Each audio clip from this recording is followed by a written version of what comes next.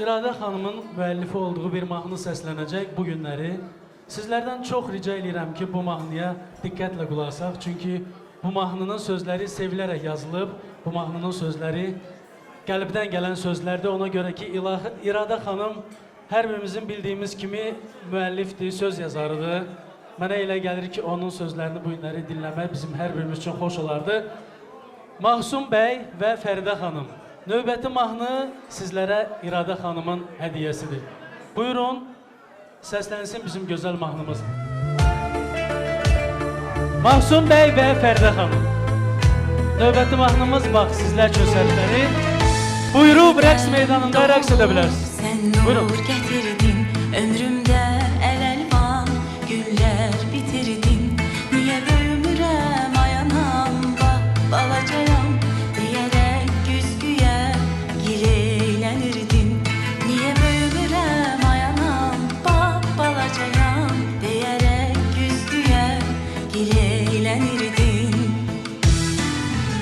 Bax artıq böyüdün, gözəl bir qızsan, sanki göydən enən parlaq ulduzsan. Ömrümün bəzəyi istəyirəm ki, sənə baxım görüm, qızım xoşbəxtsən.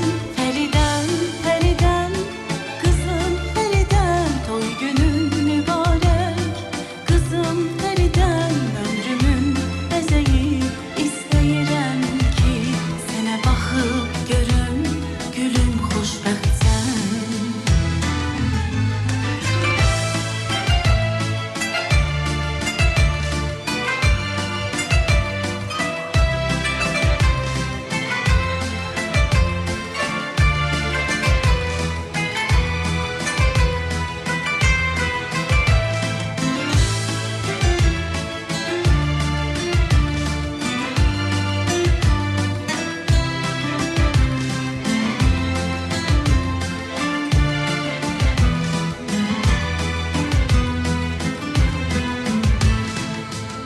Fəxredir səninlə ana ürəyi, səni xoşbəxt görmək olub diləyim.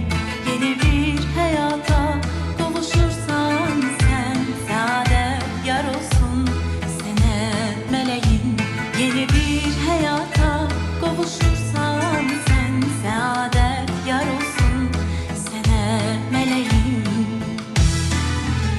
Bax artıq böyüdün, gözəl bir qızsan, sanki göydən enən parlaq ulduzsan. Ömrümün bəzəyi istəyirəm ki, sənə baxım görüm, qızım xoşbəxtsən. Fəridəm, Fəridəm, qızım Fəridəm, toy günün mübarək. Qızım Fəridəm, ömrümün bəzəyi istəyirəm ki, sənə baxıb görüm, gülüm xoşbəxtsən.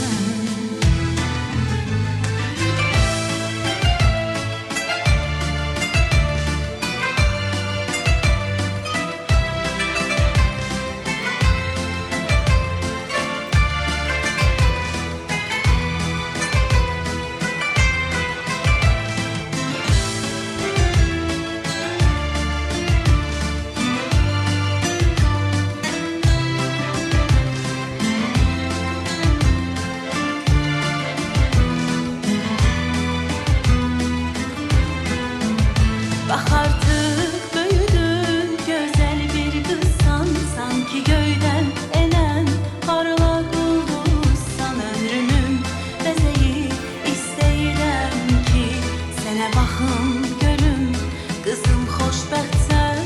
Fəridəm, Fəridəm, qızım Fəridəm, toy günün mübarək.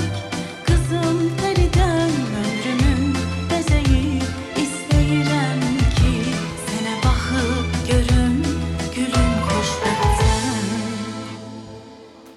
Teşekkür edirik. Teşekkür ederiz qonaqlarımız. Bir daha İradə xanıma təşəkkürlərimizi bildiririk bu möhtəşəm mahnının sözləri üçün. Bu mahnının sözləri çox gözəl idi, həqiqətən çox gözəl idi. Bütün fəridələrə mənə elə gəlir ki, çox yaxın bir mahnı olacaq, inşallah çox sevilən bir mahnı olacaq.